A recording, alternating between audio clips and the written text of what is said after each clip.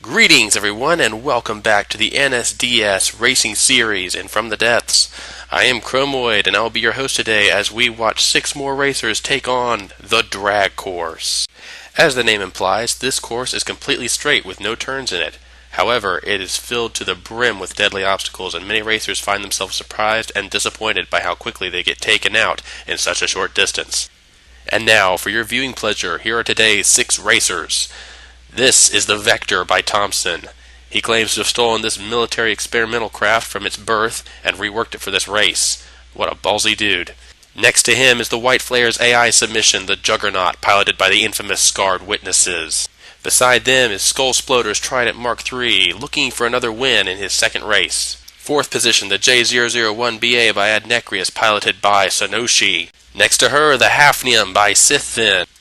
And of course, last but not least, the 3E08 by Chrozayis, packing its amazing and hopefully more deadly pack cannon.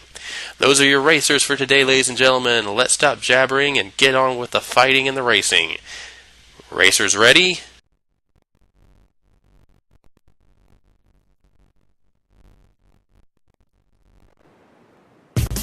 They're away! The plume of flame coming out of the Juggernaut is quite impressive. Ooh, Sonoshi's first off the line in the J001. The Vector is right beside her. There goes the Trident. The Vector, the Trident, and the J001 are all neck and neck. The Hafnium comes off after them. And the 3E08 again, right in the very back. Although it's got company, the Juggernaut does not seem to be moving very fast. Ooh, this is close. The Trident's right on the heels of the Vector. Sonoshi's trying desperately to get her J001 up to speed. Does she have enough to catch them? Oh no, the Trident is crossing too close, and boom, there it goes. One of those pontoons took a direct hit, an ammo explosion goes off. It looks like the Vector is completely unharmed. Same can't be said for the Trident. Is it even still functional? It looks like the jet's still working. It's still driving. It might be able to pull this off. Ooh, the Hafnium seems to have taken a hit from something there. Oh, I wonder if the 3E08 took a chunk out of it. Oh no, the Trident's lost control.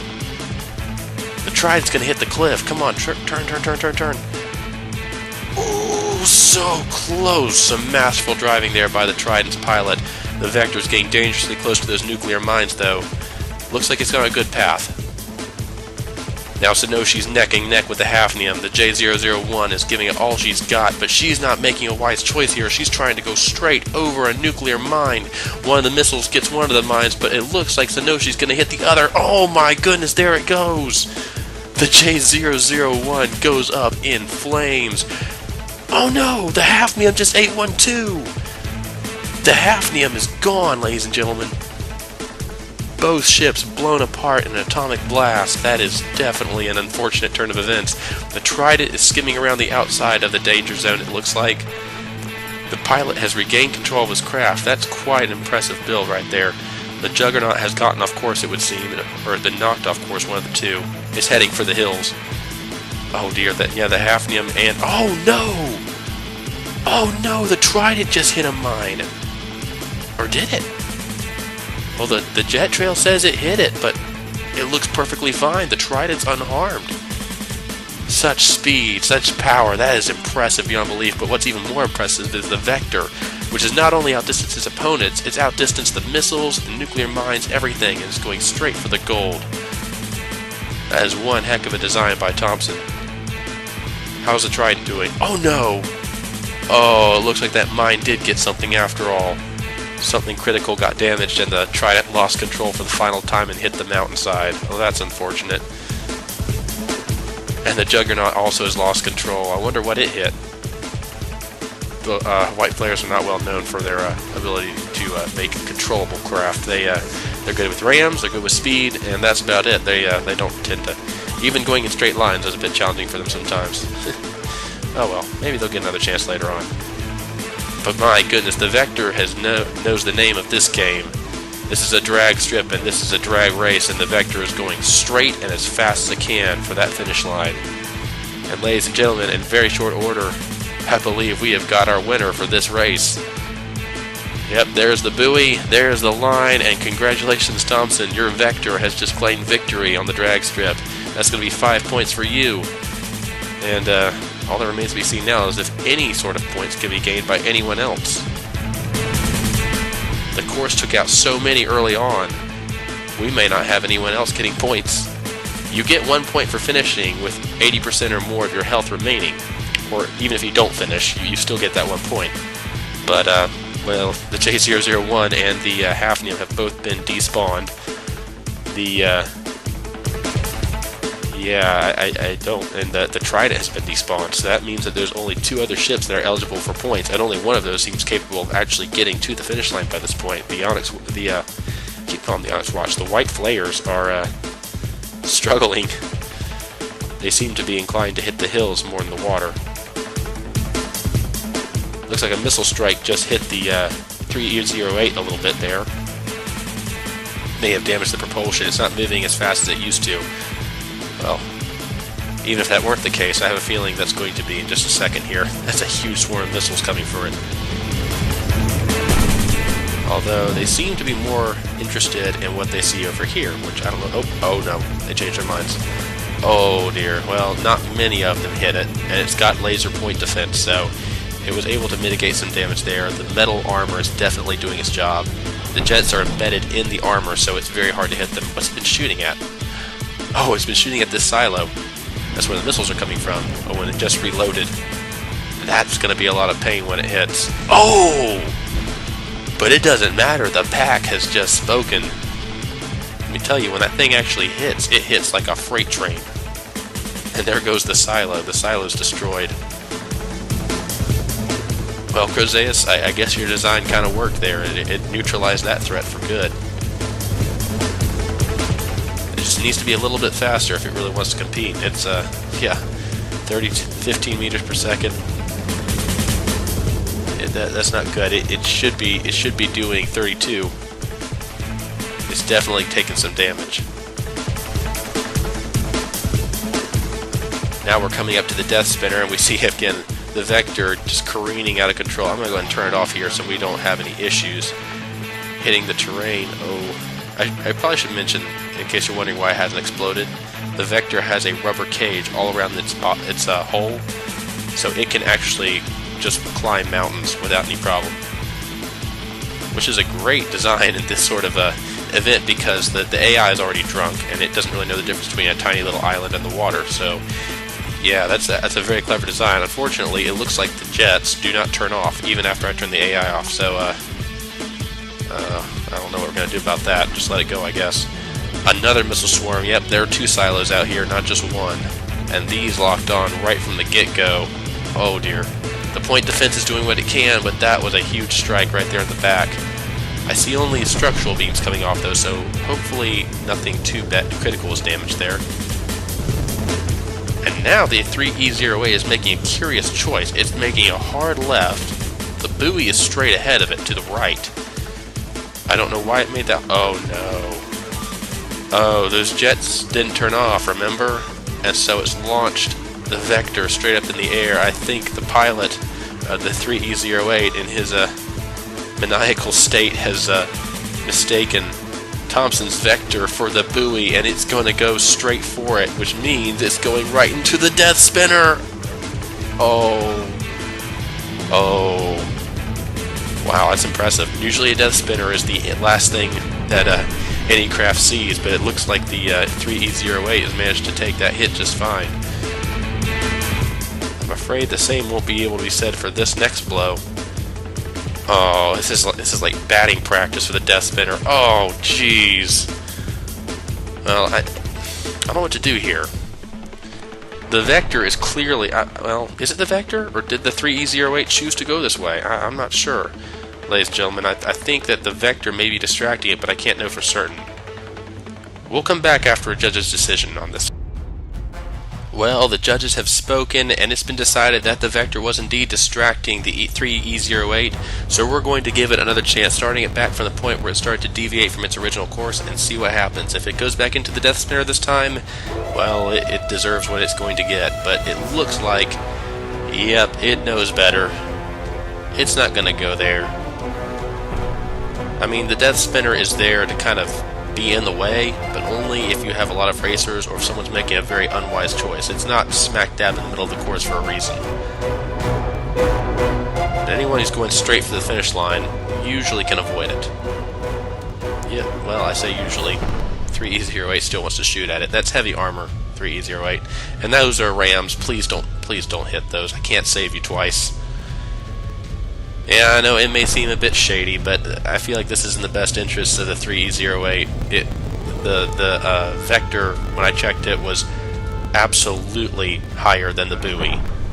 And so, since these steering AI are all programmed to shoot or aim for the highest possible target, once the vector passed the buoy in altitude, the 3E08's programming took over and told it to go after the vector, which of course was over a landmass 2,000 meters away. So, you know, I feel like it's only fair, and the 3E08 is going to make it. We all know that at this point. It's a little slow, and yeah, I did give it back some health and some speed, but so what?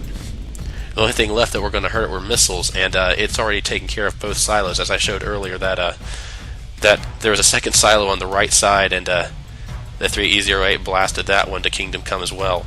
So it looks like the 3E08 is going to get 3 points for being second, and I fear the Juggernaut, which I haven't seen this entire time, is not going to get any finishing points at all. It's going to get 1 point for being alive at the end of the race, but yeah, no, that's it. The final standings are Vector with 5 points in first place, the 3E08 in second place with 3 points, and the White Flayers Juggernaut with a DNF and 1 point for surviving with 80% or greater. Thank you, ladies and gentlemen, for watching, and stay tuned for the Classics race next. And welcome back once more to the drag strip in the NSD Racing Series, and this time we have the Classics category. Now, the Classics category is a special category made for any entries who use only propulsion components from the water tab. That means they can use propellers, they can use rudders, they can use sails, hydrofoils, paddles, anything from the water tab, and nothing else. They also cannot hover, so they can't use their propellers to, hoist themselves completely out of the water. So, first up, we have the Juggernaut by the Onyx Watch AI. This is the same Juggernaut with less jets and more propellers. And, of course, the paddle wheels with the rams on them are still there. Then we have the Salvaged Precursor by Mourark. This is a cut-down and more upgunned version of the Precursor that he submitted to the Age of Sail tournament, and he's put this in the Classics category to compete against the AI. And finally, we have the Shotgun Fork, a Deepwater Guard craft with 2 big cram cannons on it. And those are our contestants for this competition. Let's get this underway. And remember, just because it's the Classics category does not mean the rules of the course has changed. It's just the propulsion has been limited. So it can still get very woolly very quickly.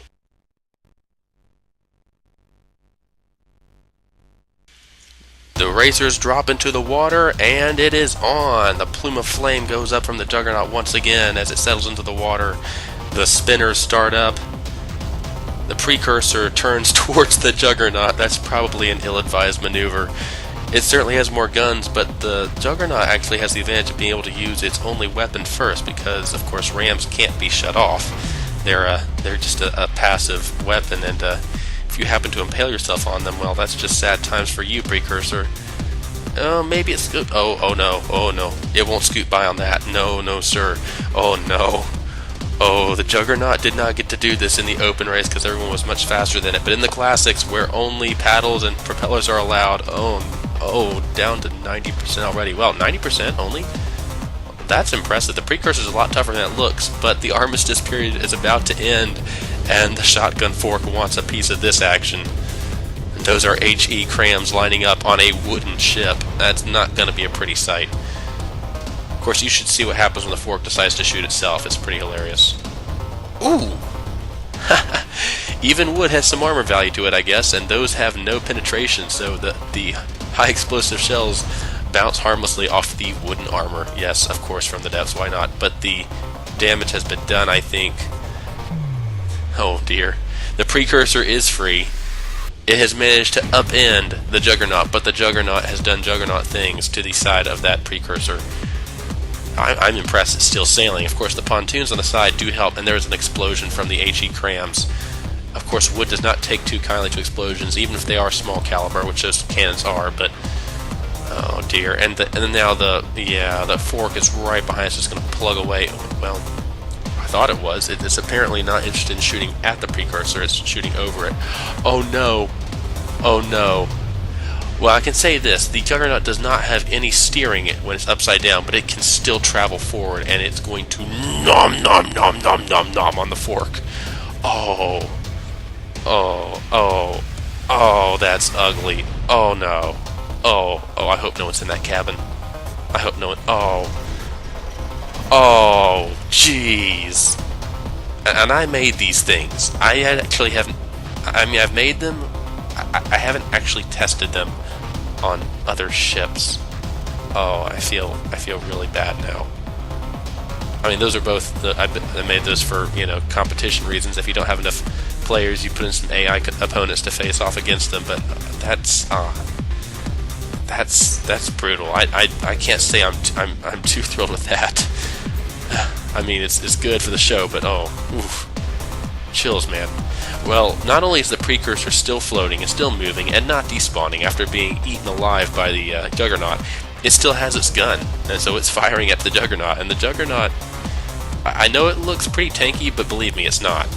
The frame that holds it together is very light and brittle. It's all alloy.